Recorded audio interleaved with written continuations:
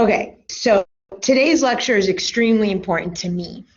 And let me tell you why. And if you guys follow me on social media, you see that I've been posting a lot about Neptune and Pisces and existential crisis that kids are going to have in the future. What is happening? Okay, so I'm going to use astrology, I'm going to use mythology, I'm going to use yoga, I'm going to use Ayurveda, I'm going to use every philosophy today. And I'm going to bring it home for you because it's a very, very important thing. Back in 2012, the planet Neptune entered the sign of Pisces. Neptune rules Pisces. It's the archetype of the innocent that I have. That's the snow globe, and that's where I get that language. Okay? When people live in a snow globe in Neptune and Pisces, they're in complete delusion. That also rules spirituality and religion. What has slowly started happening is that we have decided to not follow religion because religion is bad. It doesn't accept our sexuality. It destroyed the family. We couldn't get another divorce. All the things that for years and years and years, religion has slowly sort of shattered in our lives. A huge movement, and the Beatles were very instrumental in this, where they went to India and they found Eastern philosophy, and they come back and they're yogis. Ram Dass, who is one of my favorites, brought it back from India to New York, and the hippie generation, everyone was doing yoga and love thy neighbor and all this stuff. And we started an Eastern philosophy swing. Now there is a yoga center on every corner, okay? What I am seeing, astrology, mythology, spiritual laws, psychic, name it, is that there is going to be a convergence of this East meets West in the children born during 2012 and 2023, 24, 25, whatever it is. I posted it the other day. Those kids, a lot of those kids are being grown up in homes where parents are obviously talking words like mindfulness or yoga or Ayurveda, these Eastern philosophies, meditation, and they're not bad. And that's my goal today. My goal is to bridge, and I put East meets West, okay? Because, and I don't know if it's any of you, if you have defied Western philosophy and Western religion, a Judeo-Christian, you can't eliminate that from your buckets. That's in your psyche. You were brought up with the image of Mother Mary and Mary Magdalene and Jesus crucified on a cross. You were not born in India, and you did not see Shiva and Hanuman temples in your backyard. So this notion that you could just erase what's in your psyche, because now all of a sudden religion did you wrong, which a lot of people it did, Lord knows. It's still in your psyche. It's the language your parents spoke. It's the imagery and the symbology that you saw.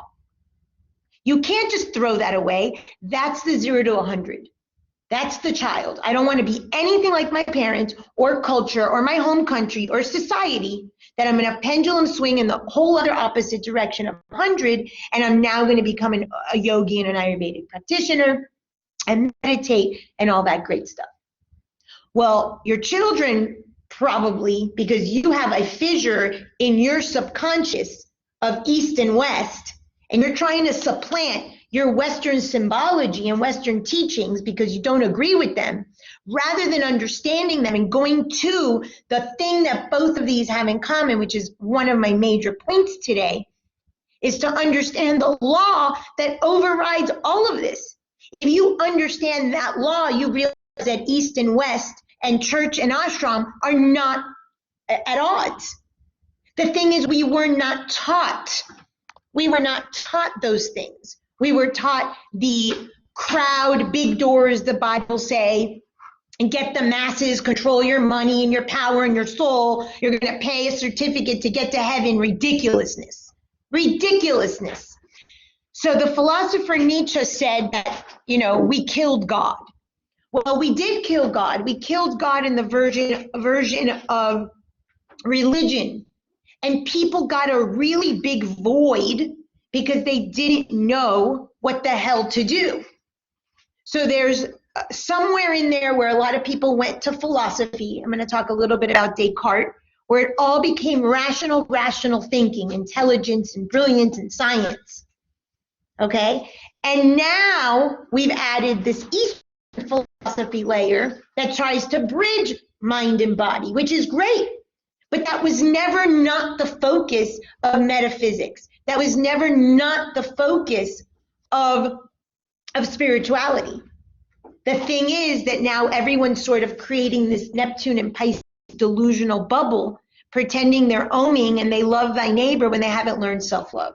So a lot of people that you see that are in these spiritual philosophies without a foundation, they're skinny, they're craggly, they've got thin, weak hair, they don't eat well, they're vegan, they don't know why.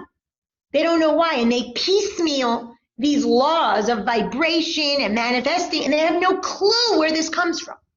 So my goal today is to bridge, and I use that word intentionally because that's what is needed. It is needed between mind and body. It is needed between East and West, and it is needed in our brain to understand, because this is behavioral neuroscience, the brain, the pineal gland, which is the focus today. There is a lot on the board. I am going to cover it all, okay? This is super, super important. I will tie it into mythology as I always do. I will tie it into metaphysics as I always do. I will tie it into the brain because it's neuroscience. I will tie it into psychology. I will tie it obviously into model, symbology, all the things you've heard me say. You're just going to see it all make a big soup. So maybe you can understand, and if you are one of those people that has shunned the West to own the East, understand that they're the same if you understand all the symbolism, if you understand all the mythology, if you understand all the teachings, because there's one lesson. So the metaphysical law that's going to sort of override today is the law, all is mind. Anna Barbara, can you see the board? Okay. All is mind, Western philosophy. I'm a Hermetic philosopher from the Kabbalion. And what it is, in a nutshell, is basically what I do, which is the Akashic Records. Over everything in the entire universe, there is one overriding energy. We have named this energy God, and your version of God, whatever it is fine with me. But know that from a bigger perspective, it is all is mind. Entire universe, the principle is the principle of mentalism. What is mindfulness? Control your mind. Buddha says, know your thoughts, change your life. Change your thoughts, change your life. This has been said in every single philosophy by every teacher that has any worth. The universe is mental. What you have in your mind creates your world. I call that your kingdom. And to dethrone your parents, I'm going to tie that in today so that you can understand it. But I want to start at the top. Okay? From there, there's Eastern and Western philosophies. Last week, I told you that Athena and Poseidon, aka Neptune, went to war, and they showed up in Greece, and they asked the people in Greece to name their city after one of them. Athena obviously won. It's named Athens. Athena promised the Western world material riches. We are mainly capitalist. We are mainly financially motivated. We are mainly about image and body and money and real estate and cars, and look at Miami. Neptune or Poseidon is about spiritual riches. That's why it rules the East. That's why Neptune in Pisces is about the snow globe, the delusion in your spirituality. There's addictions in there too. There's the lower vibration, but spirituality, if it's not understood and doesn't have a solid foundation, can be self-destructive. And I'm seeing this over and over and over again. People wearing these veils in the auspices of Om and mindfulness and meditation, they don't have a clue. And your children are going to pay the price when Neptune goes to Aries in 25, and they're going to have an existential crisis because their psyche needs to bridge the East and the West. So my goal today is to do that from all these layers. Poseidon or Neptune promises the Greeks spiritual riches. He doesn't win, obviously. The Eastern philosophies, the Eastern world accepted that. Buddhism, Ayurveda, yoga, Hinduism. That's why that's their philosophy, and Western is the Western, more image-based material. The truth is both. Spirit, Poseidon or Neptune, needs matter.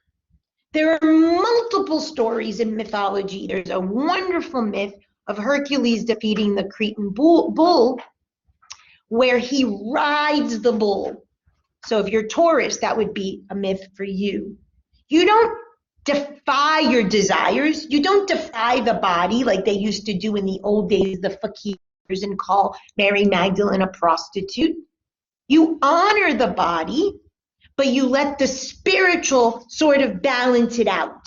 We've lost that in the Western world. We're trying to, but we're doing it all wrong. Okay? So that's a big theme. Jesus was the spirit in the matter. That was the story of Jesus. You see this theme over and over and over again because this is in essence where we meet, where East meets West. Spirit, call it 48 to 52, matter 48 to 52. You meet in the brain, you meet in the chakras, you meet in mythology, you meet in psychology, you meet in philosophy, you meet in religion, you meet in metaphysics. That's my goal today. Any questions about what we're going to cover and why there's so much nonsense on the board? Scaring Joy. Okay.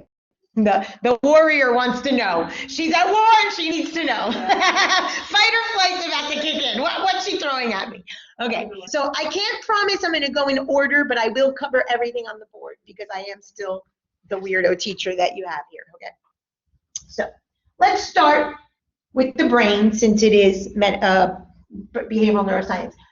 I prefaced, as I always do, with the philosophy, with the Hermetic law, and then I go down from there. So you know that all is mind, or the principle of mentalism, is the Hermetic philosophy. Again, said in every tradition, somehow East meets West, goal of class. So let's start with the brain. The brain has 4 major lobes, okay? There is an occipital and parietal towards the back. And in that intersection, there's something called the pineal gland, okay? The pineal gland by Descartes, over there, who was a philosopher that said, I'm sure you've heard this, I think, therefore I am. I think, therefore I am. He's attributing the mind over the body, but he doesn't reconcile, so to speak, how to meet them in the middle. I'm going to explain that. So he was partially right. East is partially right. West is partially right. However, all of it, if you know how to understand it symbolically, is saying the same thing. Okay? This pineal gland by Descartes was believed to be the seat of consciousness. And a lot of people still think that. So going back to the chakras, I don't know, this isn't my chakra, but it's the closest thing I have. And I have this over here that has the chakras. But my colors, okay, the 6th chakra would be here, okay? So the 1st is red all the way to the 6th chakra. I have the 6th chakra here. We're going to talk about that because that's the East, so I can bring it to the West. So in yoga philosophy, okay, there's 8 limbs of yoga. The 3rd eye, you guys have heard of the 3rd eye? I'm sure I have a 3rd eye around here somewhere. You've seen the 3rd eye, right? Okay. That 3rd eye is relating to the pineal gland. Okay? So in Eastern philosophy, they also believe that the pineal gland, called a bindu, okay, and I'll talk about bindu and practices in a minute, is the pineal gland and is the seat of consciousness. Okay? They're not wrong, but I'm going to explain it my way so you have a practical application. So that pineal gland is found between the pineal gland, the occipital, and the parietal. The occipital lobe is responsible for vision. The parietal is responsible for touch, temperature, taste, and movement. And I'm going to get into spirituality or psychic in a minute with that, okay? We have research about the pineal gland, and really, in a nutshell, and again, I am no neuroscientist, in a nutshell, what the pineal gland does is regulates melatonin. Who knows what melatonin is? It's sleep aid. It's for sleep, exactly. It regulates the light, dark system in your body. Take a guess where I'm going when I talk about light and dark. So the third eye's balanced? It is balanced. There is balance. And I'm going to talk about that stability in a minute. So that's great. But why did Descartes, why do all these philosophies, and again, I'm going to tie it all together, speak about the pineal gland? They didn't even know until we had science to confirm and test and whatnot that it's where melatonin. But melatonin regulates your sleep cycle, the light and dark. I have told you repeatedly, you have a dark shadow aspect. That's what all my work is about. And you've got a light. I call it the good bucket and the bad bucket. Jung called it the shadow. Every philosophy speaks. I told you the little shaman story where the grandfather tells his grandson which wolf ones, because the grandfather says to the kid, you've got two wolves living inside of you, a light one and a dark one. And the grandson says, but grandpa, which one wins? And the grandfather says, depends which one you feed. Okay? You live in the world light, good, which you know my theory on that, or bad, dark. That's the one you feed. The idea, like Sam says, is to balance. The theories that I write, the books that I've write, everything I've taught you is let's unify these two so we can live whole. That is the point of today. We are not trying to achieve happiness. I am going to speak to you about how to achieve happiness and why happiness is not the goal. Last month we did positive psychology. This will sort of come into. Happiness are fleeting moments, okay? That isn't the goal. The goal is the 48 to 52. The equanimity, that you stop living in these 0 to 100 swings, that your life is chaos, and you find a middle that works for you. I'm now working on something called Beyond 48 to 52, and I just taught a class, some of you came to the moon class, where you find your moon phase, tells you where your 48 to 52 is. That is personal. That's next month when we do adolescence, okay? So today we're just going to focus 48 to 52, unifying light and dark. So why is sleep so important? Sleep, Psychology 101, you did that in intro, is a state of consciousness. Every single thing that philosophy, that psychology, that counseling, that metaphysics, that religion is about, bottom line, all is mind, is a state of consciousness. Can you show up in your life differently, better than your parents, if we're going to use sins of the father, with a different state of consciousness? If you always flick someone off in traffic, can this one time you let the guy pass? You shifted your consciousness. That's the goal of life. I taught you about the Fibonacci. I taught you about the number. I'm going to briefly talk about it today. That's what that is. You get to decide. You want a teeny tiny shift in consciousness in your life, a shriveled prune on your tree? That's fine. You're going to grow something. Or do you want a big jackfruit on your tree, which is you really growing in your consciousness? You pick. There's 4 states of consciousness. Be it the one you want. But when people say woke, I'm so woke, what they're talking about is opposite of sleep, right? Sleep, woke. That's where that term comes from. I'm not asleep. I'm not asleep to life. I'm not living in delusion. I don't have a veil anymore. I am now woke to what the hell is going on in the world. You might be woke to what's happening in the world, but are you woke to what the hell is happening inside of you? 99.9%, no, you're not. So this idea of being woke, I've read a lot about that term because I'm writing this book now, or I've written this book, And it's more about social justice and what's happening in the world. There was another man that just got killed. We need to know what's going on in the world. The ridiculousness of people that are like, oh, I don't watch the news because that's low vibration. That's just ridiculous nonsense. Like, grow up, okay? But more importantly, you change the social justice when you change yourself. And I think I told you about Ho'oponopono, that man that used to pray over the files in Hawaii, and how he changed all those prisoners' lives because he went into this space and he apologized and he took responsibility.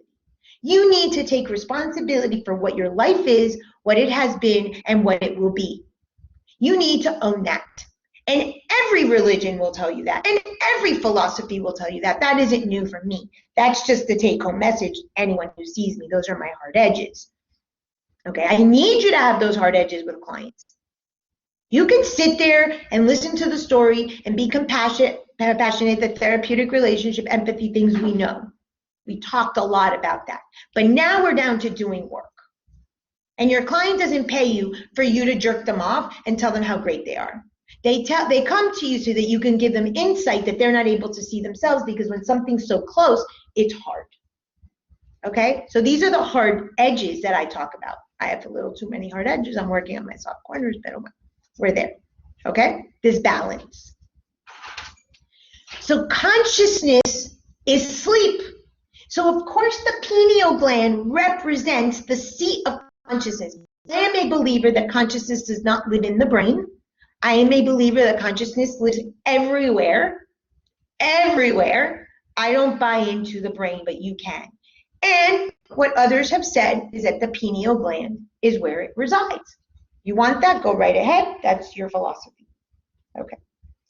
So if this regulates sleep, I have to take you over to sleep over here.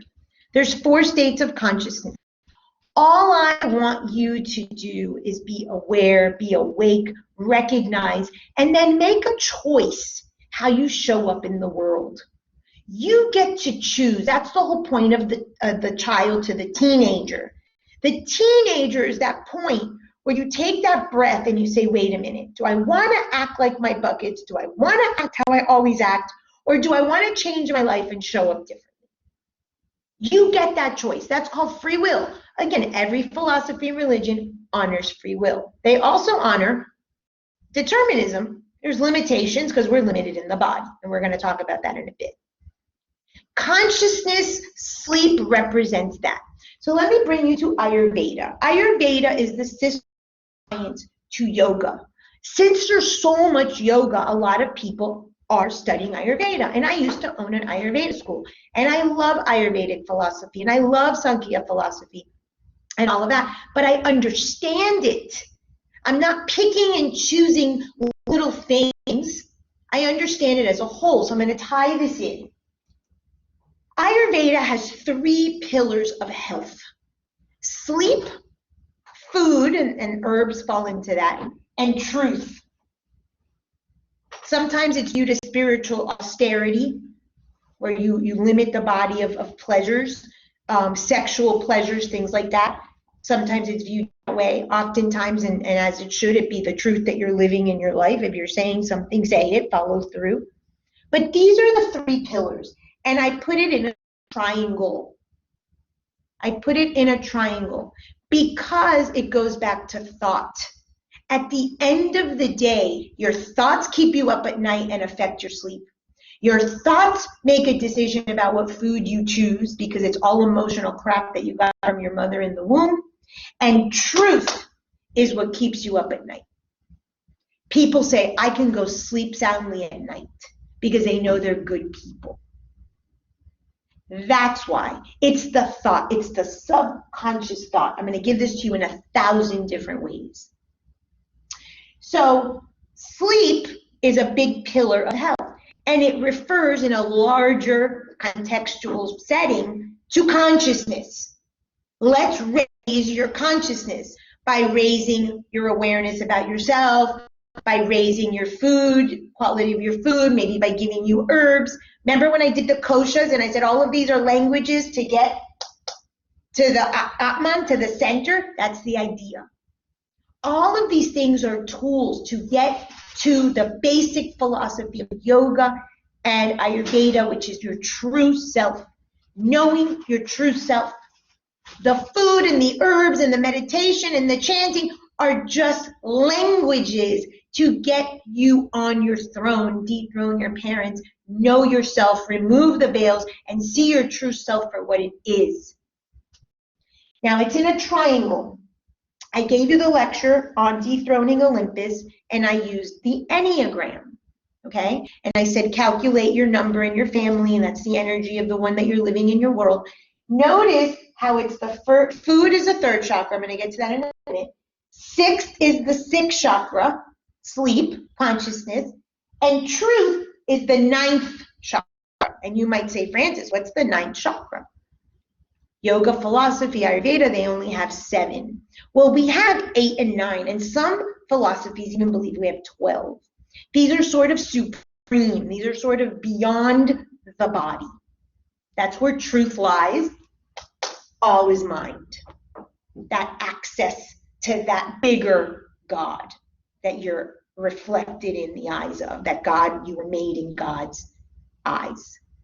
Okay? Now, Nikola Tesla has a famous quote. The answer lies, or the solution lies, in the 369. Because he knows, and I told you last week, mathematics, metaphysics, and music is the language of the universe. This is the law of octaves. This is Tesla with his mathematics. I don't know mathematics. This is the trines in astrology that are the good aspects of self. This is my model of the triangle of the subconscious thought. The truth is in the triangle is because of that. It's the same thing that Tesla said. Okay, today I'm taking it a step further. If you put the Enneagram on the board, which I cannot draw for the life of me, you will see that there is a triangle smack in the middle of the Enneagram. It's the 9 numbers of Pythagoras numerology, a basis of math, and the answers lie in the 369. Tesla saw it his way, Ayurveda saw it their way, I saw it my way. We reached the truth many different directions. Is this clear? Consciousness, 6th chakra. 3rd chakra.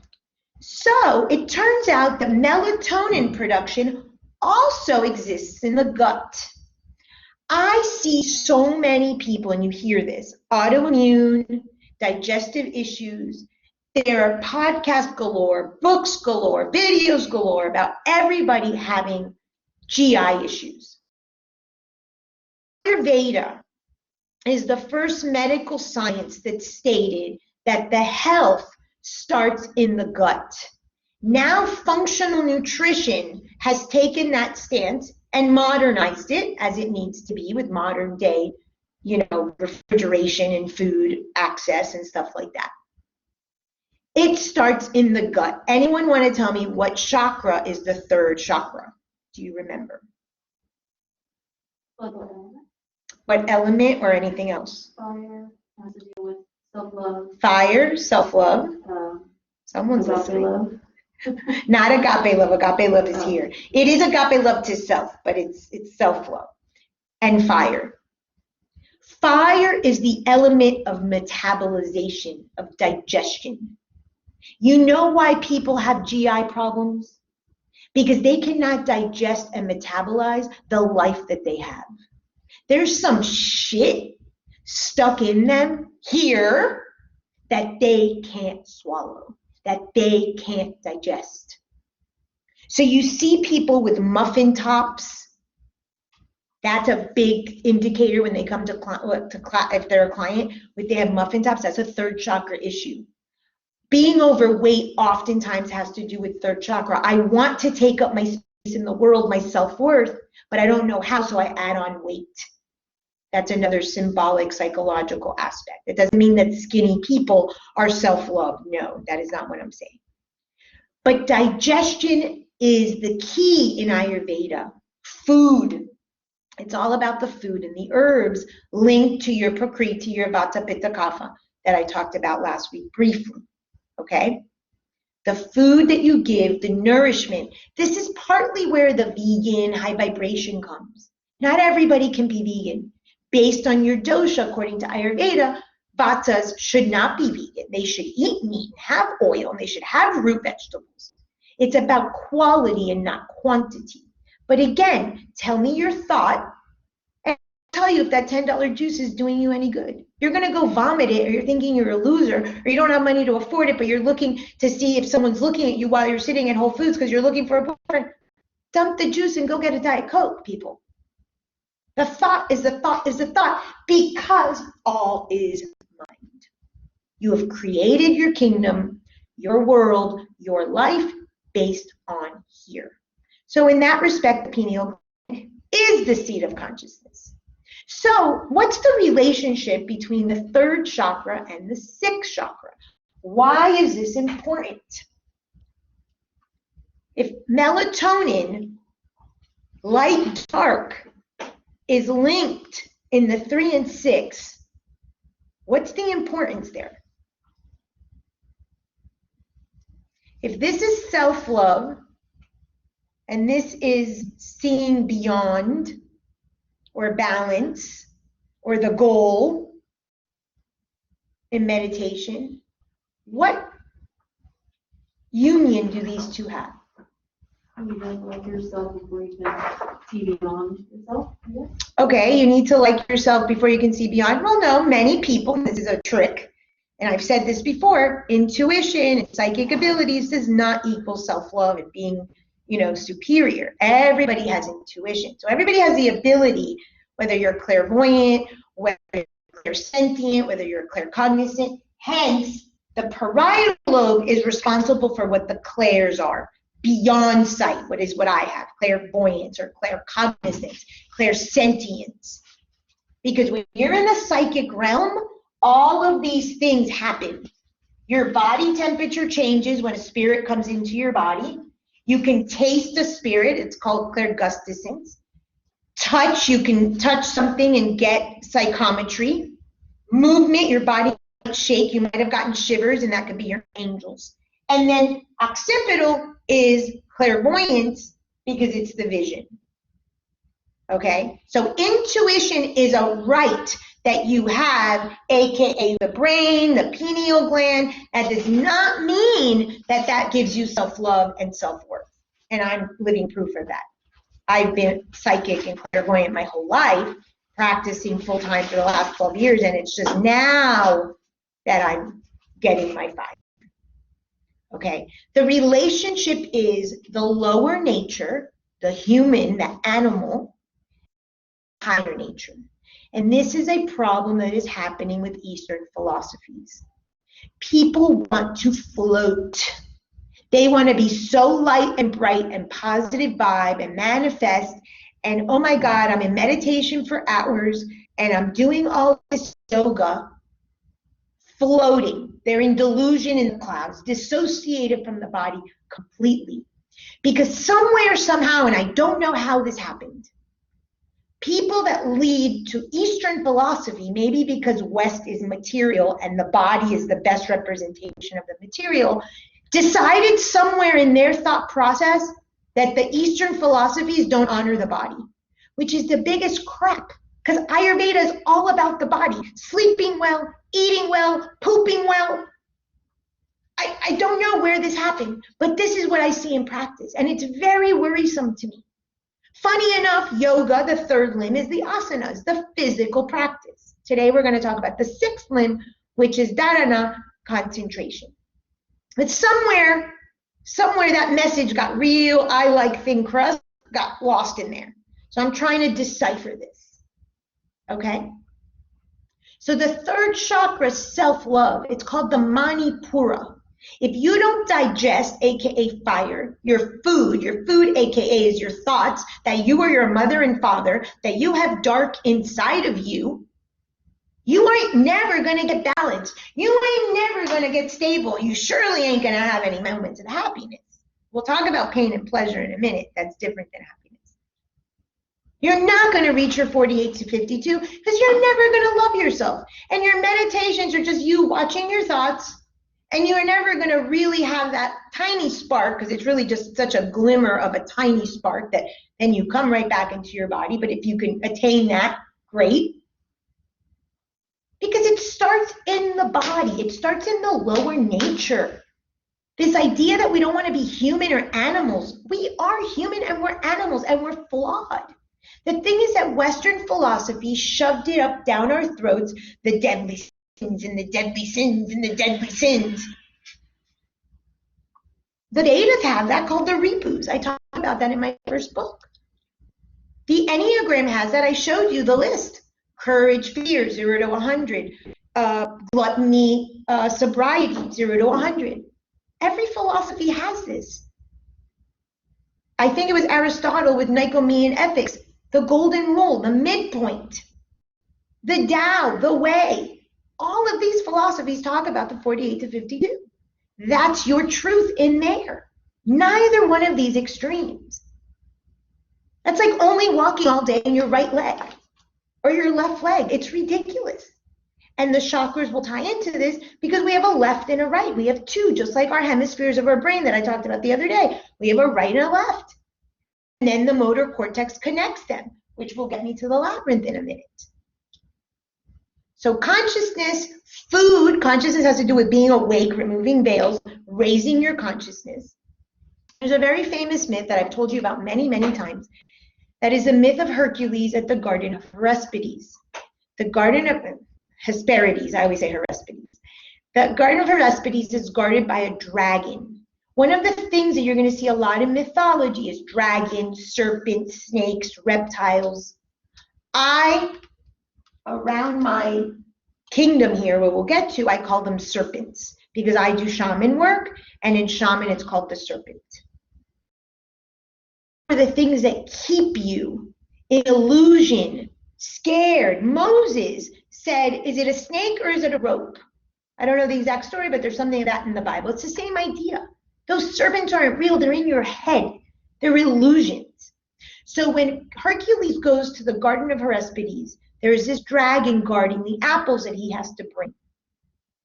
The dragon, the further down, buckled down that the dragon gets to the earth, the harder it is for Hercules to beat him. Now, I don't know if you guys have seen the Disney movie, but Hercules just touches the column and the whole agora, the whole town crumbles. He's that strong. And he says, how can I not defeat this dragon? Being a baby in my crib, I could defeat anything. Because the dragon touching the earth, the serpents touching the earth, those thoughts that are so rooted in belief, limited beliefs, that keep you stuck in the human form are the dragons. And the more you give them credence, the more you honor them. And that's in brain anatomy. The gyrus and the sulci are like the grooves and the folds. The more you do something, the more automatic it becomes. Everyone here has driven home and said, oh man, how did I get home? You were on autopilot, because that's the grooves in your brain.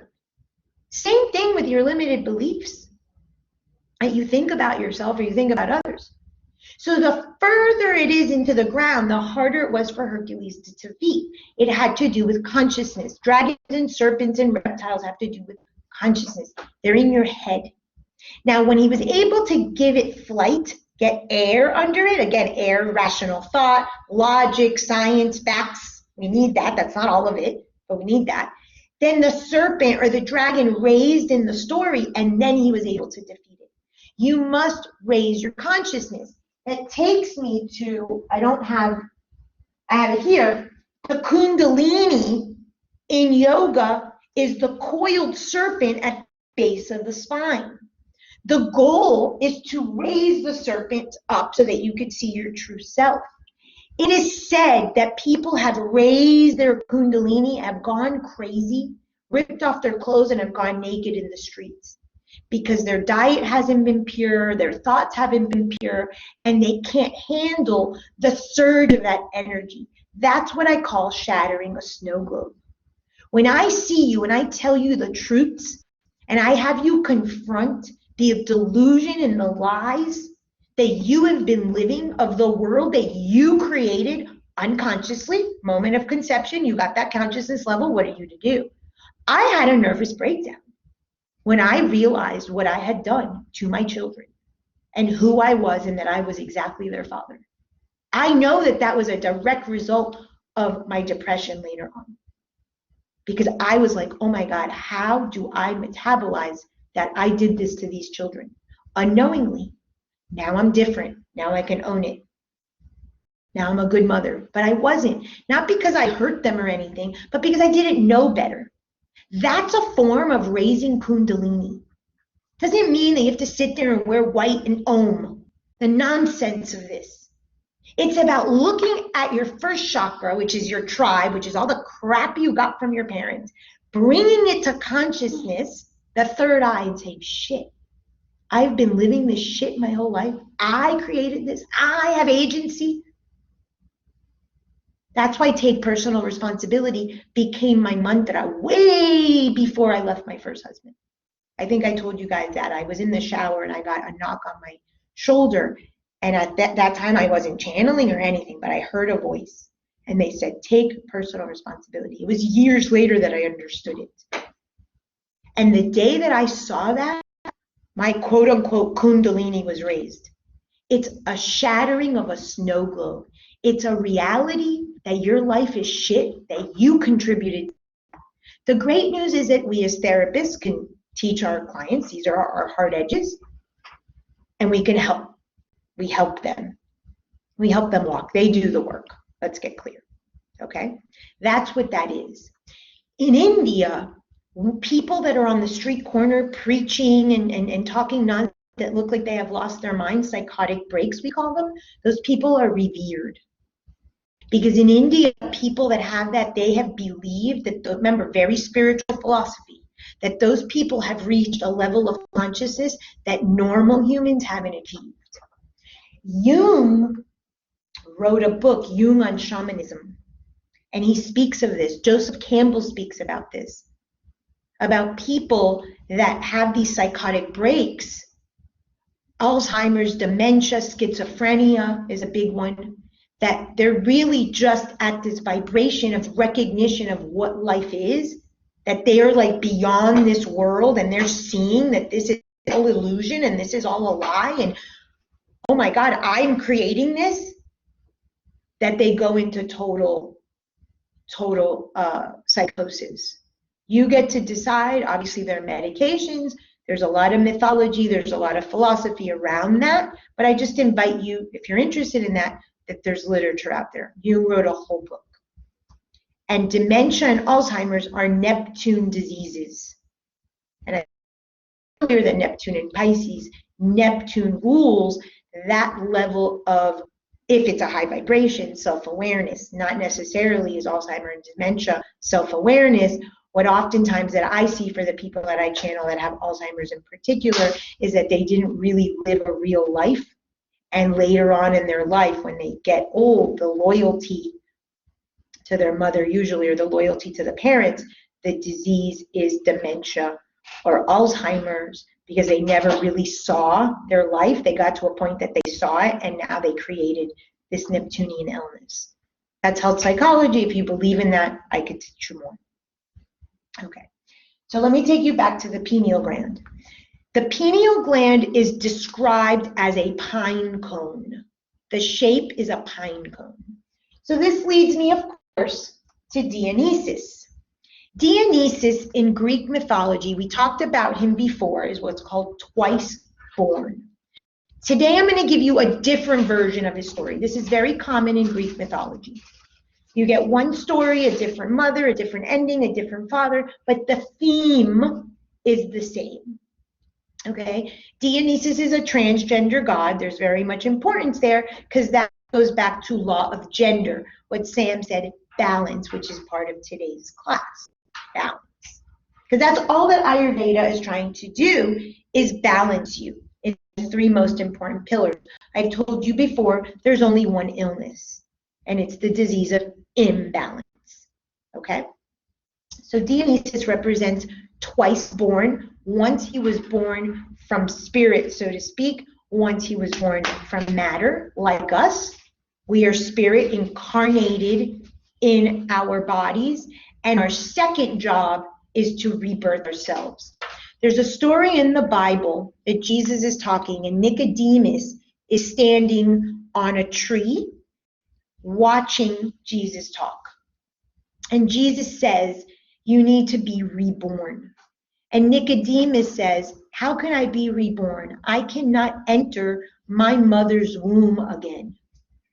And he's like, you have to be reborn of self. That's where you accept that you are your mother and your father. You own it. Understanding that, I'm going to explain the sixth chakra in a minute, the void, and where my model fits in. But our responsibility is to understand that our parents gave us life, that's Bert Hellinger, and that's it. It's a quote I wrote in my book.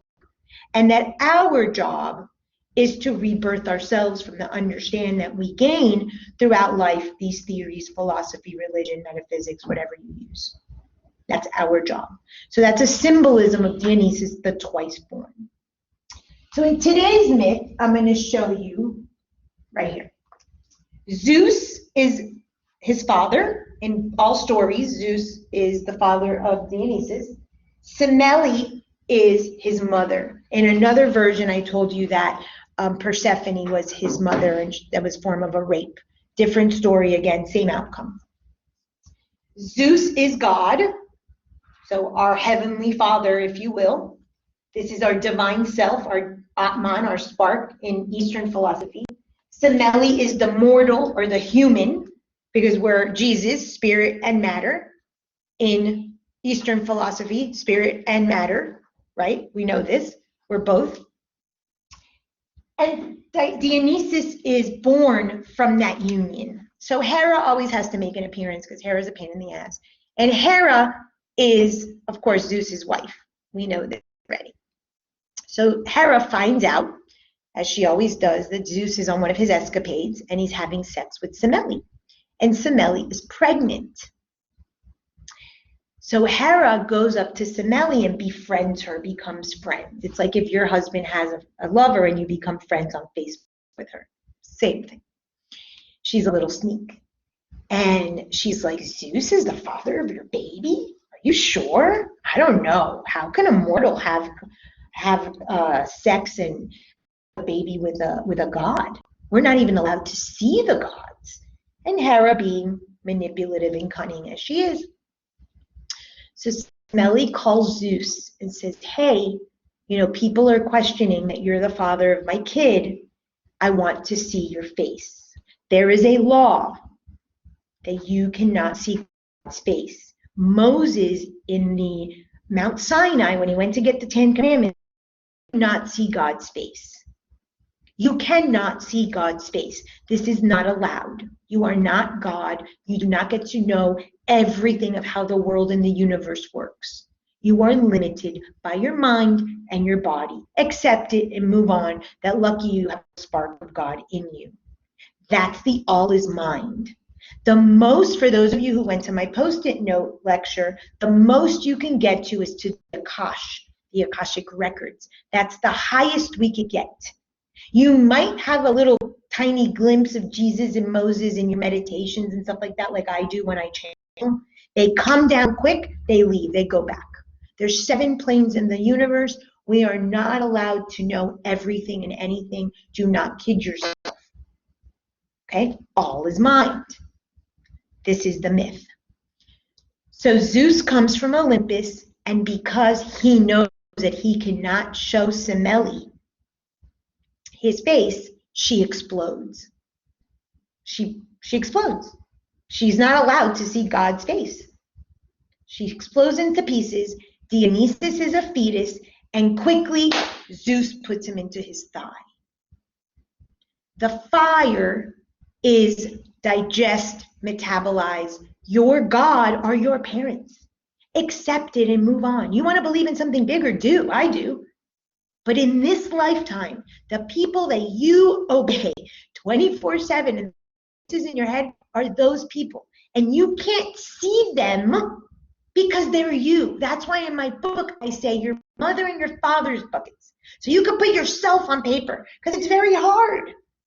So we extrapolate or externalize. In the relationship, it's easier because we could see our partner. Of course, it's hard for us to believe that we are our partner, but we are. It's the same concept. And in dethroning Olympus, if you take it to the family, your kids are reflecting to you the crap you haven't integrated from your buckets of your parents, and they're coming to spit it in your face. It's all the same thing. So now Semelli's dead. Dionysus is shoved into Zeus's thigh. This is where we get this idea of twice born. You cannot skip the yoga aspects that have to do with yamas, niyamas, asanas, the restraints, the self-control, the purification of body, telling the truth, being honest, the stuff that Christianity has said all the time, the deadly sins and the virtues. It's the same thing. You don't get to see God, whatever that version is for you, until you cleanse and purify your body, aka you go crazy when your body isn't clean with herbs and food, and your kundalini raised, and you went crazy. Pick your language. I don't care. It's the same thing. Shatter your snow globe, realize who you are, look at your dark wolves, integrate them, dethrone your parents. It's all the same stuff. And you don't get to see God, so stop asking why and understand you're limited, and this is what you came to live in your lifetime, and I can't tell you why. I don't know why some people have better charts than others. I have assumptions, but they're just theories. I don't know. It sucks. It royally sucks, but that's the hand you were dealt. That's part of your karma if you believe in that. And at some point, you just got to say, okay, this was a shit snow globe I got.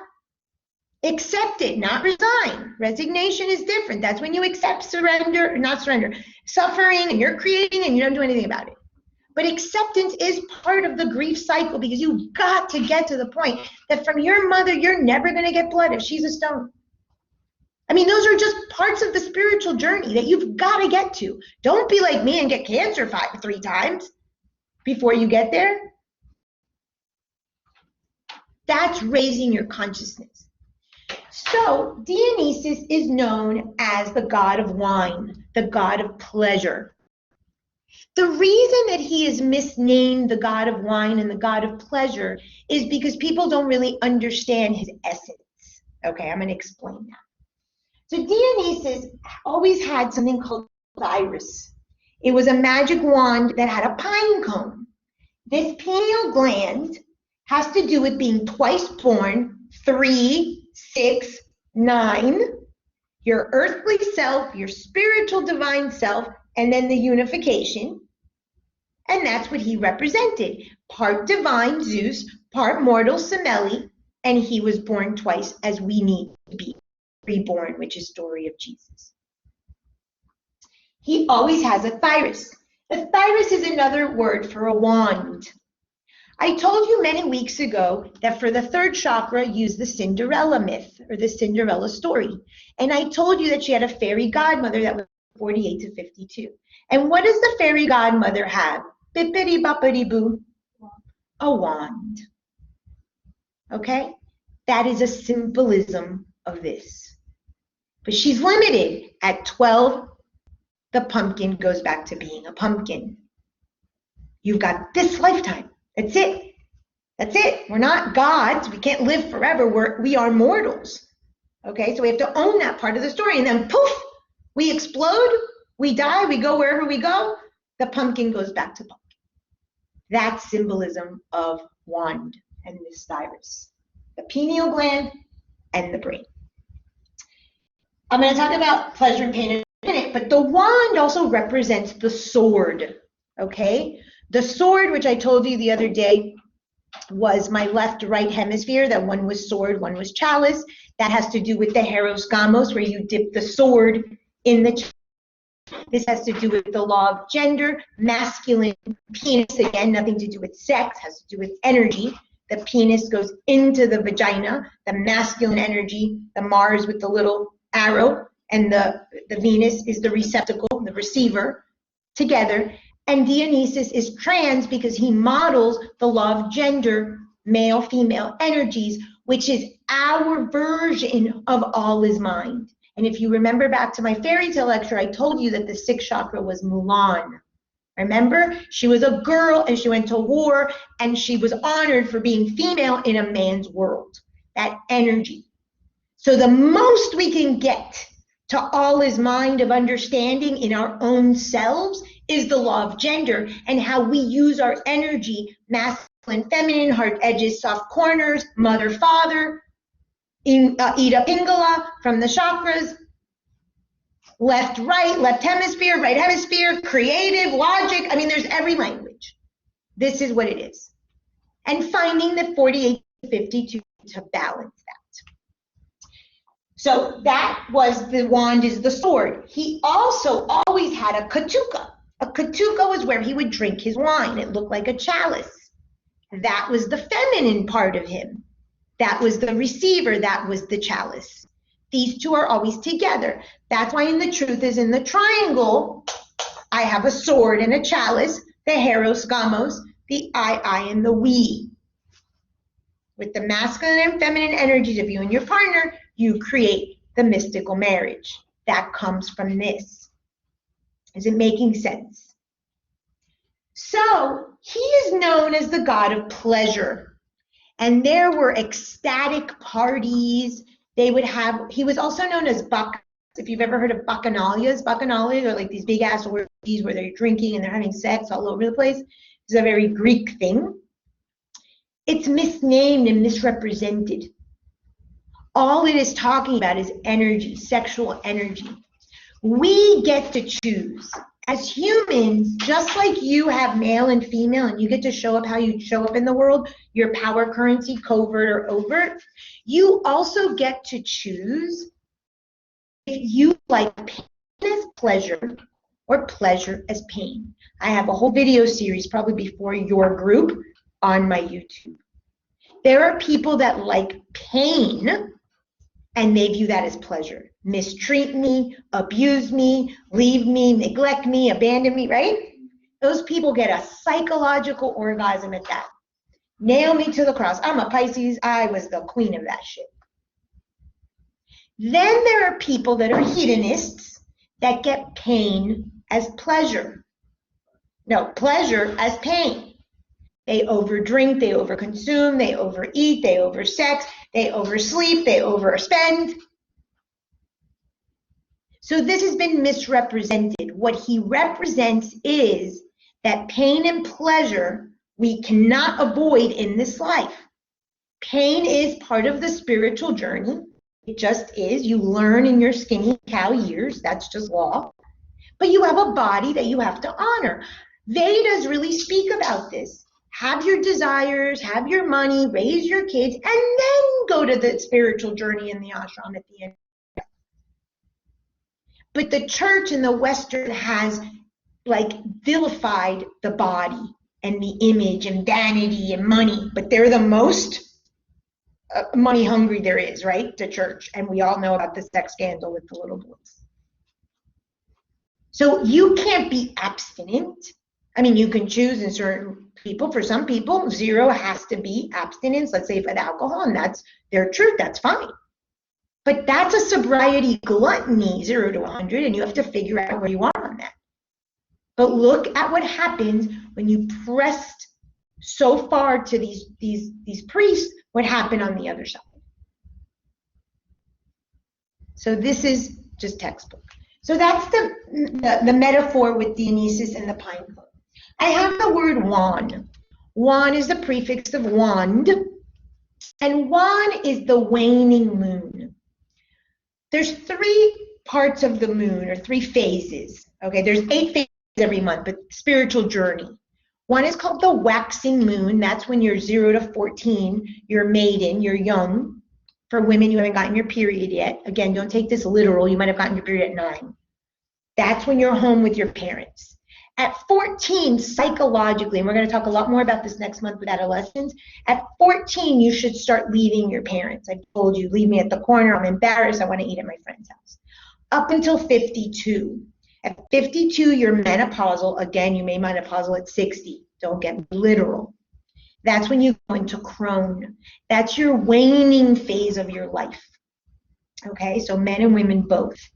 That's when you start looking at who you are, what you've done, what you haven't.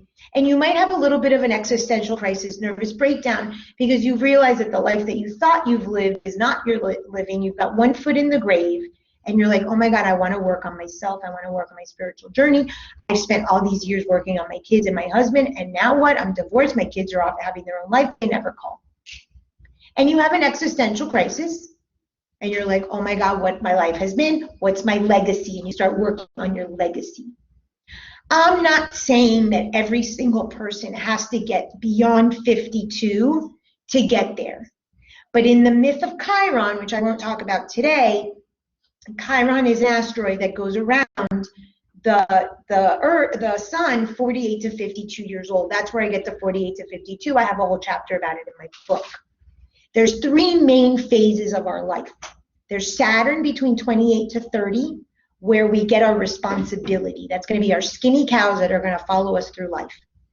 At 40 to 42, you get Uranus. That's when you start getting liberated of limiting beliefs. You might start finding spirituality at this point. And the clincher is 48 to 52 when Chiron returns home. Oftentimes your parents are dying. You have to actually go home, clean their house, and you start having these ahas. Oh my God, death is on my doorstep, and what have I done? Once we pass these three phases, and you figure this out after 52, you're in the waning, in the crone, you tend to start thinking, what's my legacy? What am I going to do? Finding a spiritual journey. This is happening younger and younger and younger to people these days, but this is the guide. This is where I get a lot of my information and those numbers and stuff, okay? So that's specifically linked to the wand. This Dionysus, this balance, this law of gender, the intertwining of masculine and feminine energies, achieving balance, 48 to 52, working your third chakra of self-worth, finding your spiritual self in the sixth chakra.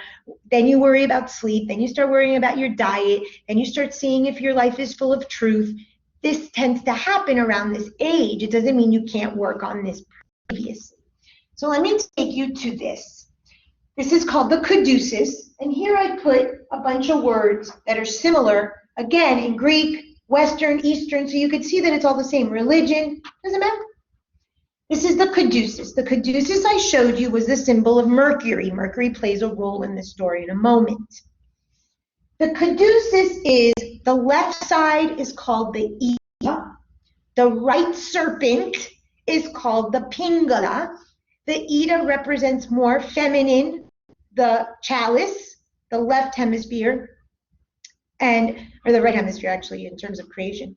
The Pingala is the right serpent intertwined, and where they meet is the Sushumna, which is the spinal column that again goes into the brain stem of the brain and leads right to the pineal gland, and in between the intersection are chakras. And I need to talk about the sixth chakra because it's supremely important and this sort of goal of yoga and all.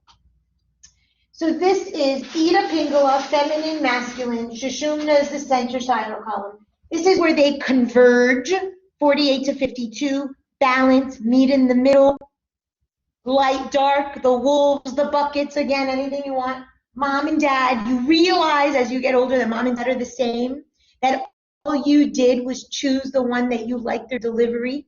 I liked my dad's power currency of yelling and screaming and money, so that's how I showed up in the world. Now I am embracing my mother and wanting to be more soft corners and more feminine and talking lower because I realize that they're the same, that I just chose a side. You can't choose a side. That would be me walking my whole life on my right leg and never putting my left leg down.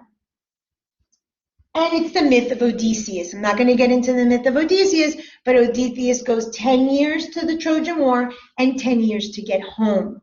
There is symbolism in the number 20, okay? 20 is the number of waiting. Between your waxing moon, your full moon, and your waning moon, this is called the triple goddess. Okay, 0 to 14, 14 to 52, beyond 52, this is a waiting period. Let's say you have a mortgage, let's say you have a career, you have to save for retirement. Again, 20 is symbolic.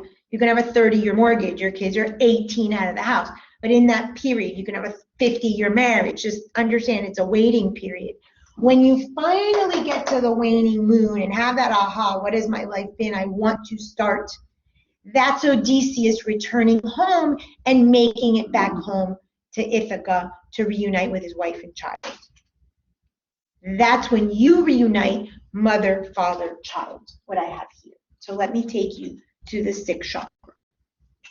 The sixth chakra relates to the pineal gland, relates to the seat of consciousness, and it relates to the sixth limb of yoga that's called concentration. In a moment, I'm going to tell you about concentration and Mercury, which is super important, which relates back to the caduceus. If you took my post-it note class, I talked to you about Hermes Trismegistus. Hermes Trismegistus is considered to be the father of astrology, of alchemy, of hermetics, of everything. He holds all this wisdom. Okay, so Mercury in Greek and Hermes in Roman, I'm sure I switched those around because I always mess them up, is Western philosophy. Dionysus, and there are others, Shiva and Shakti, are the version in the Eastern philosophy, okay? So they're the union of the masculine and feminine, and they hold the knowledge. So let me start with the sixth chakra and concentration. The sixth chakra is purple. I showed you the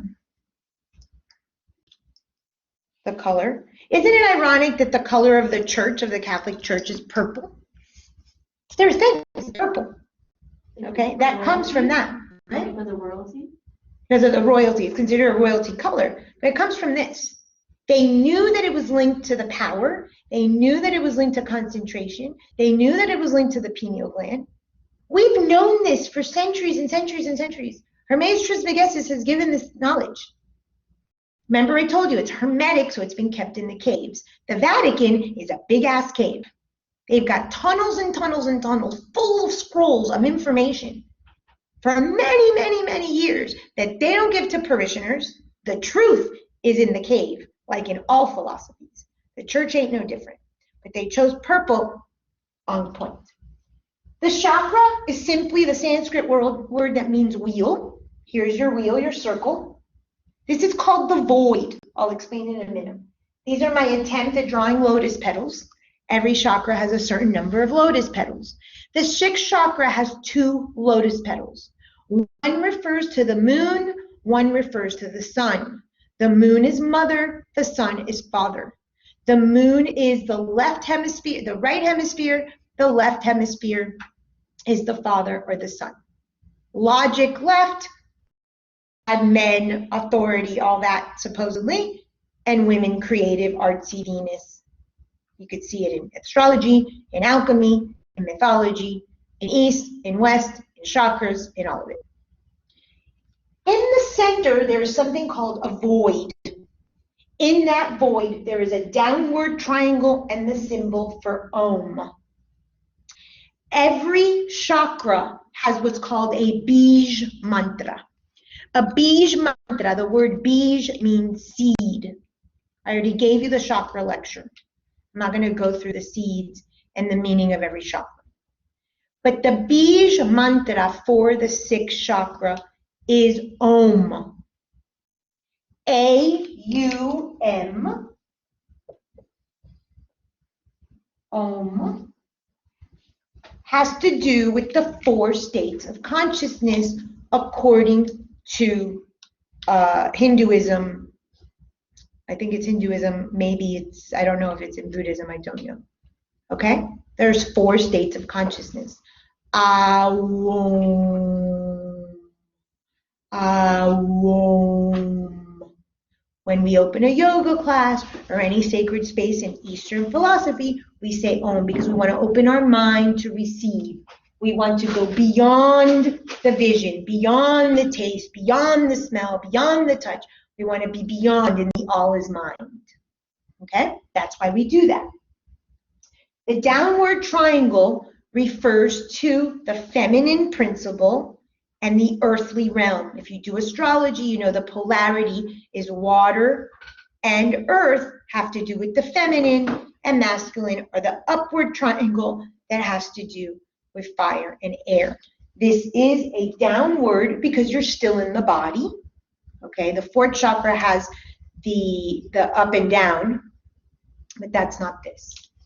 Why is there a void? There is a void because that is your throne. This is your kingdom.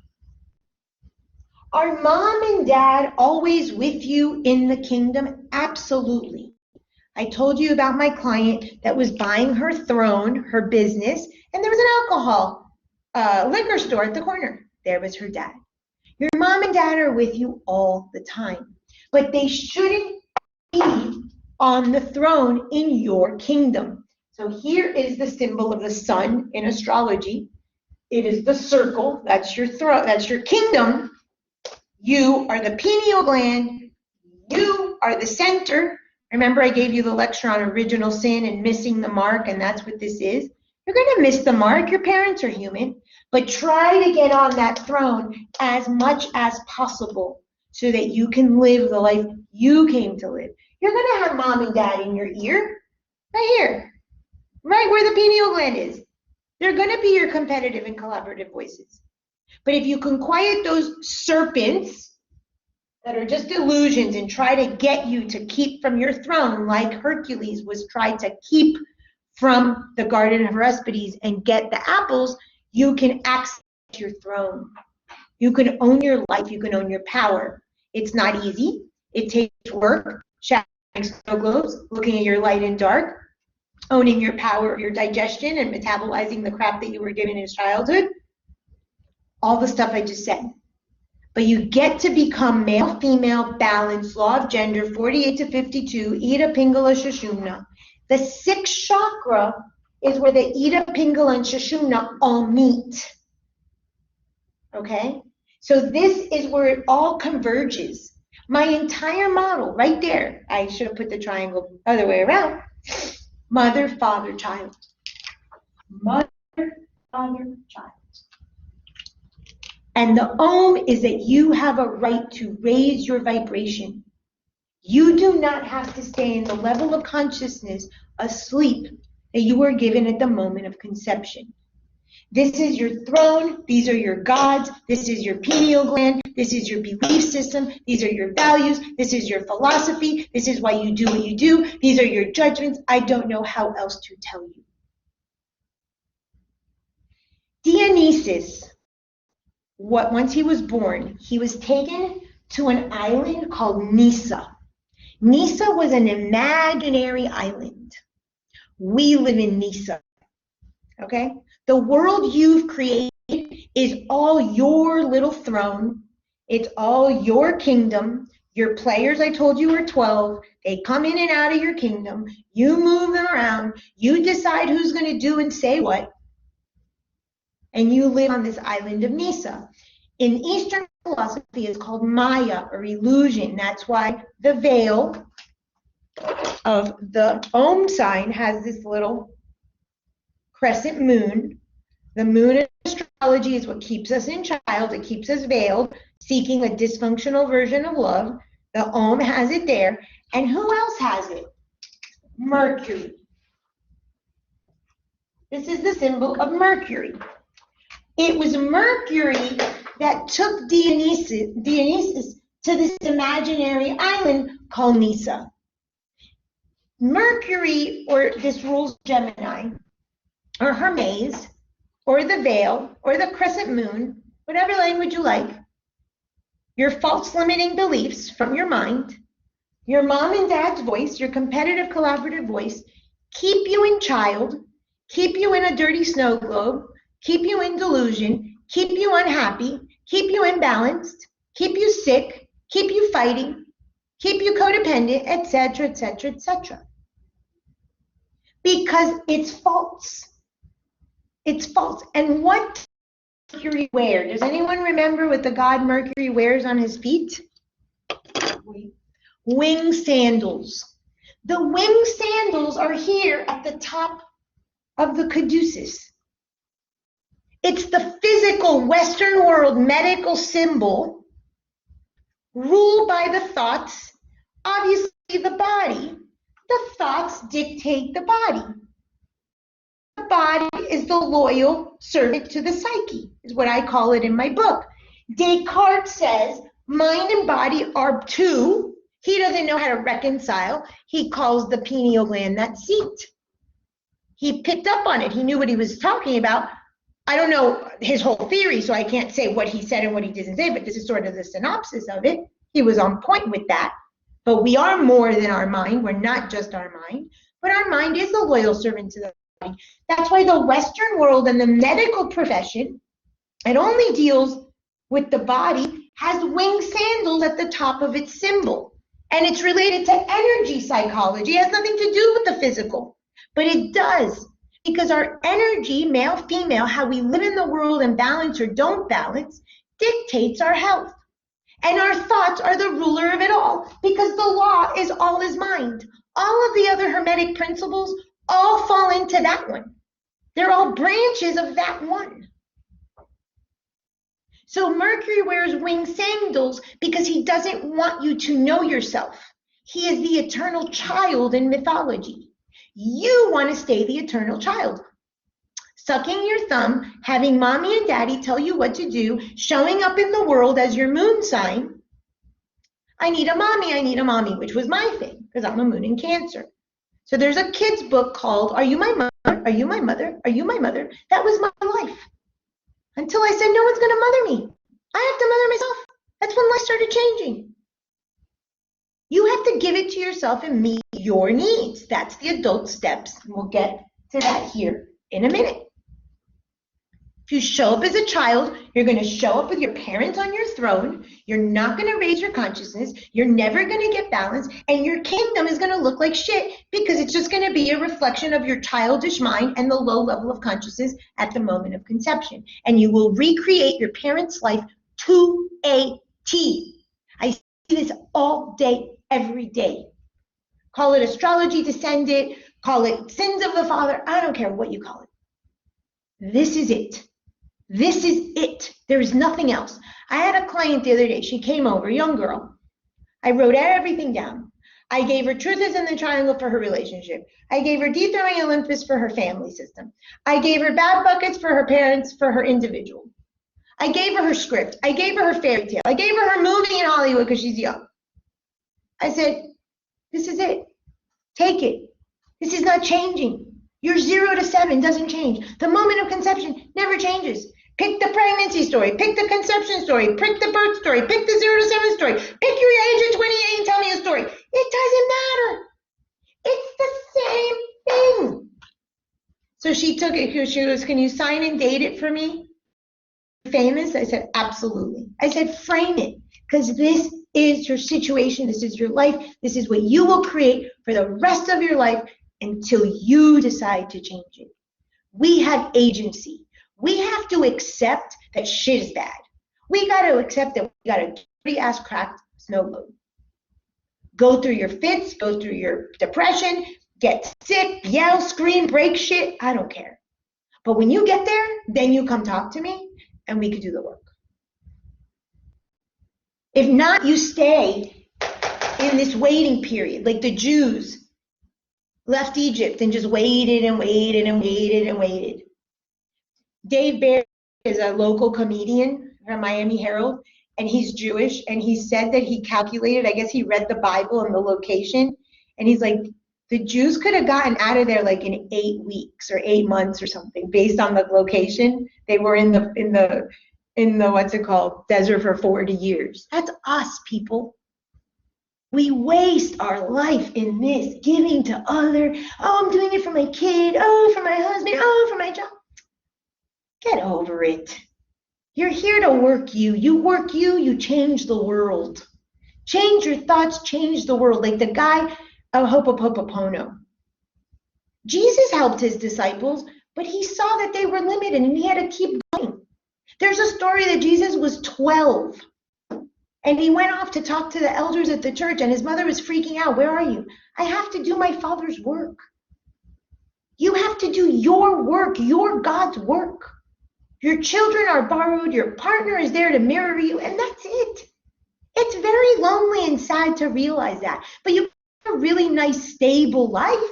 Now, if you love pain and pleasure, if you love chaos, if you like swings, if you like child and sucking your thumb and fighting and wah, go ahead. That's most of society. And if you really want to do the work, these are the tools, these are the answers. I've written the books. You're going to have to decide what client you're going to be able to work with. Do you want clients that only want to do the work? Do you want clients that don't want to do the work? Do you want to do the clients that are in waiting? You're going to have to figure out what you can handle. I'm figuring that out myself. I mean, I see all clients that come, but you have to figure out your audience, so to speak. Like when you're going to do a web page or you're going to build a business, every marketer, PR person says, who's your audience? Who are you targeting to? So you have to figure out, in this period, are you doing children? Are you doing families and adults and married couples? Are you doing old people? I mean, that's another metaphor for that. Is this clear? So Mercury wears winged sandals because Mercury in Greek mythology is the only god that's allowed to go to the upper world and the lower world. But he never comes here. He doesn't hang out here in the earth. This I see in the Eastern philosophy people. They're like, oh, I'm going to Om, I'm going to meditate all day, and I'm going to forget to come to earth and be in my body. The body's dissociated. They're what we call in Ayurveda vata vitiated. Their thoughts are crazy. The reason that this is the winged sandals of the caduceus, the symbol, besides knowing that thoughts rule the body, that Descartes was getting at, is these are called vrittis. Vrittis are mind waves, mind thoughts that look like this. They never stop. It's the same concept of Mercury in the winged sandals. He never stops. He's panic attacks. He's anxiety. Anytime you hear people, I've told you this before, it's the air element. There's a validation need. I'm going. Just look in New York any morning, everyone with their coffee cup and their sneakers. Validation needs, Mercury, and their mind is in a different million places. That's all of us. That's what rules our nervous system. That's what rules anxiety. That rules panic. Because people don't want to do the real limb of yoga, which is called that, which is concentration. When you're trying to get your needs met and you're in the moon phase and the moon sign and what face am I going to put on and who's going to meet my needs and oh my God, are you my mother? And I have to do this and I can't do that. I'm not telling you, you have to live in the world. You need to eat, you need to sleep, you need to have sex, you need to pay your bills. Those are earthly things. But you need to sit with it. When I talk to people, and that's a mindfulness thing, sit with it, that's what it's saying. Get in concentration and see who the hell you are. What are your thoughts telling you? I always say judgments are confession.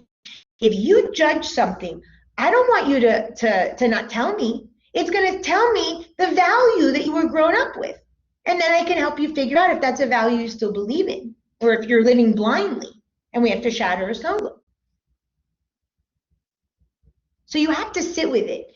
So I'll have a client and they'll be like, I can accept you telling me that about my mother, but I can't accept you telling that about me as me being a mother. And I go, you sit with that. Sit with it. No one wants to sit with anything. No one wants to be uncomfortable. Pain or pleasure, pleasure or pain. So Dionysus is misunderstood. But that's what we do. That's what keeps us. He's the god of pleasure because real balance that he represents, real sword and chalice, real left and right, real Ida Pingala, real gender masculine feminine balance is pleasure, is happiness. And I put stability versus happiness. I don't really think that true happiness exists. I think they're fleeting moments of little droplets but stability, equanimity, peace. I like peace more than happiness. This is for peace, for joy. You want to call it happy, it makes you feel good, call it happy. That's just not my preferred term. Maybe I'm more stoic than I like to believe. Okay? The 4. I told you before that 4 is the number of steps in my adult. 4 is the number of earth. 4 is the number of levels of consciousness. 4 is the solstices. So the 4 doors. Remember when I told you the 4 doors of the world you create? East, west, south, north. The 4 cardinal directions, the 4 doors in shamanism, the 4 seasons. That comes from the law of rhythm. 4 and the 4 lobes of the brain. That's the adult, that's the limitation, that's the restriction, that's what you're confined to this lifetime. All of this happens within this 4 levels of consciousness, 4 lobes of the brain, 4 seasons. That's all you got. This is it, this lifetime. One of the things that Western philosophy, I think, has screwed with people, and that's what I bring this for, is this idea of living for an afterlife. Do good now because you're going to get rewarded in an afterlife. We don't know if there's an afterlife. We know we've got these possibly 80, 90 years. Do it there. I like to say we're confined to the circle or the wheel, call it the chakra. In my case, it's the astrology circle or the wheel, and the cross that you're born on, the cross that you carry at 20 to 30 that Saturn gives you. We are limited by the body. Our spirit is limited by this. The spirit is the circle, the body is the 4, is the square. This is a labyrinth. I've shared with you the labyrinth. I told you this class we're going to have to figure out where they want me to use it, but I have a big 32-foot labyrinth and we're going to walk it. But I wanted to tell you a little bit about it so when you walk it, besides walking it as a spiritual path, you can also see it as the brain. And this is a great homework that you can give your clients. You can ask a client to print a labyrinth off the internet. I personally like the Shark's labyrinth, but there's many. There's Goddess labyrinth, Baltic labyrinth, there's Man in the Maze labyrinth, everything. And you can actually do a finger labyrinth. You set an intention as you're walking in, and you walk it, and you reach a center. In the labyrinth, there's 4 lobes, just like the brain, and the center is the pineal gland. The center represents the center of self, your 3rd chakra, the God that lives within you, your own voice, your throne, call it what you want. It's not a trick, the labyrinth. It's not a maze. Mazes have in and out, and you go to the children menu at IHOP, and they give you the maze, and your kid is, no. A labyrinth is a spiritual tool that has been found in all traditions. Our mind is a labyrinth. It's a famous Greek myth of the Minotaur in the labyrinth of Theseus and Ariadne. You walk into the labyrinth in one direction. You walk, walk, walk. What's so funny is that it represents our spiritual path. The further we think we are from the center over here, we're actually closer. The labyrinths or the circuits that are super close around the center are actually further from getting to the center. You'll see it when you walk it. You think in your heart and darkest times that you're so far from your goal, but you're actually closer. I did a shaman evening many years ago at my house. It was called 4 Shamans One Night. And one of the stations that I had was this big labyrinth. And I had this, it was very dark, and I had a very dark backyard. And there was a tree that came over the labyrinth, and I was walking it, and I got to one of the outer circuits, and I was panicking. The tree was down, it was making it dark, it was very light and dark at night, and I was freaking out. And it was just a little tramito, like a little piece, which probably resembled my 3-year depression, now in hindsight. And I was like, oh my God, how scary. But then I was almost there. It was like the further I was really got me closest to the center, got me closest to my throne, got me closest to my digestion, got me closest to my own voice, to my inner child, to my self-love. Those hard times, those skinny cows on your journey are there to push you and propel you further, closer to yourself. That's when your clients come for therapy usually. So if you're only there to therapize them and fluff them, you're not helping them.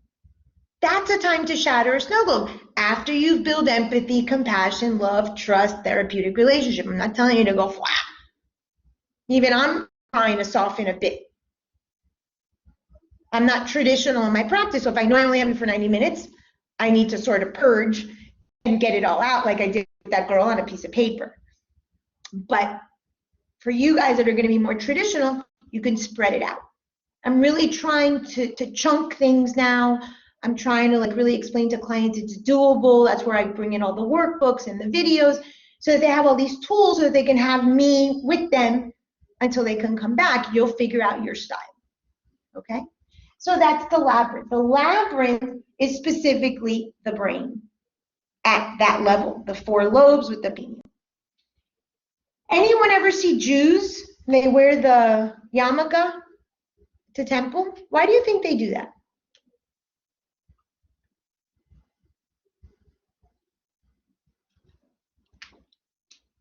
Anyone ever see Hare Krishnas that their hairs are shaved and they leave a tiny little piece of hair? Why do you think they do I that? haven't seen those in Florida, but I see them like out of the state. What they're doing is they're protecting their bindu, or their pineal gland. I told you that the pineal gland in Eastern philosophy mainly is called the bindu. When you do this 6th limb of yoga, concentration, something you can do is called the Kachari mudra. Have you ever seen people go like this or go like this? Hand gestures? Those are called mudras. The hands and the fingers all represent an element, and what you touch and how you move it evokes an energy. There's a mudra that you could do with your tongue. You could take your tongue, stretch it as far back as possible, and touch the top of your mouth. That's the Kachari mudra. It is believed that the nectar of the gods, called the Amrit, it's the ambrosia in Greek, it's ambrosia, West, Amrit in East philosophy, is dropped from the pineal gland, called the bindu, or the Amrit. And if you sit in meditation with that mudra, with your tongue, that you will be able to taste God, that you'll be able to taste your true essence, the nectar of the gods that they talk about. That's a mudra you could do in meditation that will help with concentration. Concentration is all about stopping the thought waves, the vrittis, Mercury from going here to there. That's it. If we don't sit in concentration and remove the veils, we will never know who we are. And then we think that someone's doing something to us, and someone cut us off in traffic, and someone gave us the finger, and someone violated our relationship and cheated on our Lord. You did all that with your mind, your nonsense loyalties to your parents and your subconscious story and all that nonsense. Those are all the serpents that you love because you love pain and pleasure and going from 0 to 100. You don't want stability because you want to honor your mommy and your daddy as they are in your ear. You want to stay in child. You want to do the work, you do the work. Your mom and dad are never going away. Just like you can't erase your eye color and your height and your weight and your hair because they gave it to you. They also gave you your consciousness. But you have options. I live in Florida. My parents moved me to Florida. I stayed, but I go and visit seasons every year somewhere. I have that choice. You have a choice to shut them up, to assume your throne, to squash, or like Hercules, raise the vibration, the serpents, that's Kundalini, these are 2 serpents up the spine, your level of consciousness, to achieve the God version of you, just the limited version of your spark in this lifetime. But you've got to do the work, and you've got to want to do the work. So one of the things that I've been doing with clients, in shamanism, we have something called ordinary states of consciousness, and we have shamanic states of consciousness. This is not my terminology, it's from Carlos Castaneda. Ordinary state of consciousness is the reality. If your client comes and says, my husband cheated, that sucks. You sit there and you hear their story. That sucks. What a loser. You gang up on with your client. Let's kill him. Let's bury the body. You rah your client. Super important. Once that calms, once that emotion calms, once they're validated, then you get to work. Now let's use a shamanic state of consciousness, which is the steps of my model. What is this mirroring? Where do you cheat on yourself? Why did the mistress show up with the truth is in a triangle? What do you need to give yourself that that mistress is giving your spouse? So you need both in counseling. You can't stay in one and beat them down because they'll never come back. And you can't only stroke and stroke and stroke and never get anywhere. And you can't do that for your life. You need masculine and feminine, left and right. The sword and the chalice, the positive and negative. It's in every philosophy. Is this making sense? Okay, I just want to make sure I covered everything. Okay, so I want to talk to you now, reality. I told you for years now that I had a student and I gave her a tool and I said, give me the name of this tool, make it up and give me a story. That's where my tell me a story started. And she gave me the story about pizza and it looked like a pizza cut or whatever. And she goes, I like thin crust. And she went like this. And I said, well, that's an incongruence. Incongruence is a word we use in psychology. Cognitive dissonance is another term we use in psychology. I like thin crust is my version of it. This is, what are you saying and thinking something else? What are you doing and really over here doing something else? That incongruence in your life is what creates the life you have. You're wearing a mask, you're wearing a veil, you're not concentrating, you're not being honest with yourself, you're putting on a people-pleasing show, you're loving the other, and you forgot to love yourself. And your health and your thoughts and your life and your bank account and your relationships are a reflection of that. If you're going to wear white, you got to say white, you got to do white, you got to be white. If not, don't stick your tongue top of your throat. Don't wear $100 yoga pants.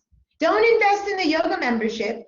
Don't give money to your church, whatever that's called with the envelopes. Don't go to the cult. Don't buy $10 juice, people. It's absolutely ridiculous. I'm going to wear $10 dues and wear my $100 Lululemons and sit at Whole Foods in hopes of getting a rich guy, but I'm going to tell everybody that I'm so spiritual. Be honest and put back your boobs and go, I want a rich guy, and this is what I'm here for. Then the rich guy shows up. Come on now. Putting on a face, hoping to get love, not meeting your own needs, living your parents' life, and then complaining about it. I don't care if you stay at awareness. I told you. You've got awareness, integration, do it differently, which is dethrone your parents. Another key. You want to stay in awareness? Most clients will stay in awareness. My therapist told me that. I don't want to know that, but that is what she says, and I believe her. I hope that I could at least go to integration. And if we're great, we could go to do it differently. But if most clients are going to stay at awareness, if you guys need to stay at awareness because you can't do more than that, fine. That brings me to the Fibonacci in a minute. Then stop complaining about it. Own it. That's your way of liking thin crust and not being so incongruent. You know what? I'm choosing this life. This is what I want. I don't care that my husband cheats because I really like my Rolls Royce. Own it. I'm fat because I love to eat McDonald's. Don't get on a diet every fucking day. Just own what you are and that you're not going to do your work. I am lazy, people. Lazy. This fat ass is lazy. What it takes for me to walk my dog twice a day. But my dog is my inner child and I have to do it in the earth element, and I told you that. I'm not pretending I'm working it. I'm not not pretending that I'm not and telling the world that I was a marathoner. I was a marathoner not because I wasn't lazy, because I was angry. I was still lazy, even though I ran 18 miles. Just own what you are. Your life will change a bit. Just with the awareness and owning it and being honest about it. Mercury does not want you honest. Mercury holds the wisdom. It's Hermes. Hermes Trismegistus holds the wisdom, but it's in the cave, it's in the dark, it's in the shadow. None of these religions or philosophies wanted you in their caves. They're called hermetic for a reason. They want to be reserved for the specials. So you keep creating your Nisa imaginary world, blaming your parents, blaming the serpents of illusion when it's all you and you refuse to assume your throne. Don't assume your throne, but don't complain. That's what I ask. So this brings me to the Fibonacci number. I gave you a lecture a few weeks back. There is a number, mathematical number, that's the number of nature. It goes 1, 1, 2, 3, 5, 8. You go 1 plus 1 is 2. 2 plus 1 is 3. 3 plus 2 is 5. And it goes like that. It goes endless. So I'm sure you've all seen a mango tree that the mango has been this teeny, and then you've seen mangoes that are this big. That's the Fibonacci number. That's your choice. That's the free will. You want a tiny little mango, a teeny tiny little mango, you're going to get something off your tree. You are going to get something off your tree. You are going to go through the seasons. You are spirit. You are a spark of God. Something in this lifetime will change for you. Even if you have no awareness and you stay at the sleep state of consciousness. Guaranteed. Growth is spiral, upward and onward. It could be a teeny tiny mango, but you'll get, oh, that was good. Or you can have a big mango. You get to choose. If you stay at awareness, you're going to get a small mango. You might be fine with it. You make a little juice, you're fine. You suck on the seed, you're great. I'm greedy. I'm a glutton. I want a big ass mango. No judgment, no criticism, no problem. Pick one, but own it. Don't pretend that you want to do it differently and dethrone your parents and shatter the snow globe and squash the serpents and not. Just own it. I've got people like that. I don't want to look at that, Francis. I'm not interested. Let's look at this. And so I invite clients. Do you want me to sit with you and just coddle you and cater to you? And there are times in a client's life that that's what they need. Please do not misinterpret. I needed that. And I was lucky to get that. Or can you identify with your client a point, let's say grief, for instance, when they get to acceptance and then they can start doing deeper work. You have to judge and ask the client and you know, sort of design that relationship so that there's room for these things. But there are people that are, no, I don't want to look at that. That doesn't bother me. What? But you got to own it. You got to be aware. You can stay asleep, but don't complain. So let me make sure I covered everything. And we're just about out of time, so I'm better than I thought. Okay, just to go through the Thrisis, the wand, caduceus, magic wand, third eye. Ra and Horus are the eye of Ra, eye of Horus from Egyptian mythology, and Mercury I covered. The purple I covered of the church, I covered all of this, dethrone your parents. Oh, one thing. As I do the buckets with people, and they write out all the buckets of the mom and dad, one of the things I keep seeing is there's one worst bucket item. Like there's one worst. They're all bad, but there's one that's like the one that you can't swallow about your parent. So I'm starting to theorize that if, not that you could skip, you can. Some people go, that's the one and that's the one I'm working, and great. And you're going to assume you're throwing. I couldn't do that. I have to go one by one by one. And now I'm finally at the image item of the bucket, and that's what I'm working.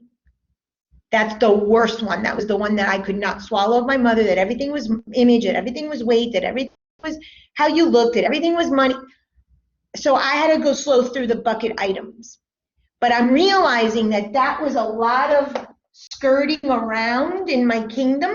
Things changed and moved, but I can't assume the throne until I dethrone her in that area. So if you're doing the buckets, look and see what your worst bucket item. You may not be able to get there yet, but know that that's really the one that's going to kind of put your butt on the seat.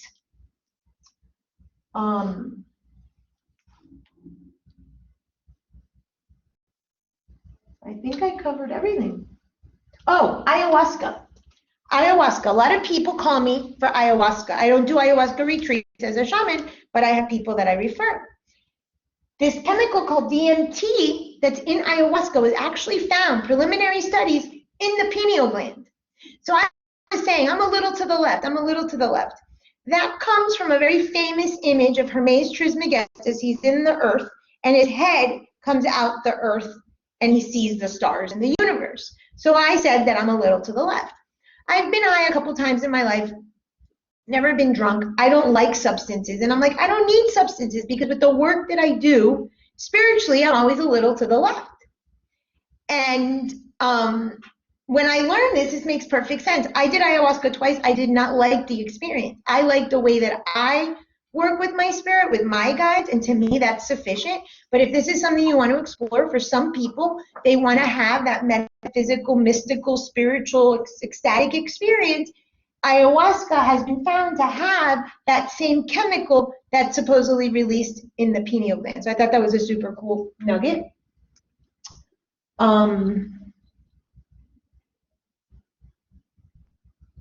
Oh, there's a song by Billy Joel. Some of you came in this morning and heard me playing Billy Joel, called The Stranger. I highly recommend you listen to it. He talks about the masks. And then he's like, you take your masks off when no one's around. That's your true self. That's your dark wolf that you're feeding every time you pretend that you're not. And then in the song, he talks about how you get home one day to your lover and you don't recognize that person. Because that person is a mirror image of you. And if you don't know self, you don't know them. That's the truth is in the Triangle workbook. So I love that song. It came through for a client yesterday and I wanted to share that with you. I think that's it. Any questions about anything I shared today? Does this make sense? Did I meet the objective of explaining East-West philosophy, mythology, psychology, my model? Did I cover my objectives? I think so. I just want to make sure. I'm really working on trying to make sure that people are understanding and I don't just stay in my pig pen head of ideas and that I'm actually teaching effectively. So your feedback is extremely important. Okay, so I'm going to stop the recording.